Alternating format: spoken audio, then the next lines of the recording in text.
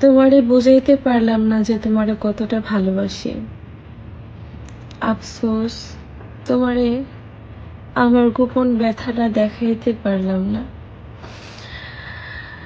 তোমারে ভালোবাসা নিজেরে কই থেকে কোথায় নিয়ে আসছি, একটা বারের জন্য পিছন ফিরে তাকাইলাম না, দুইটা চোখ খোলা দেখলাম না।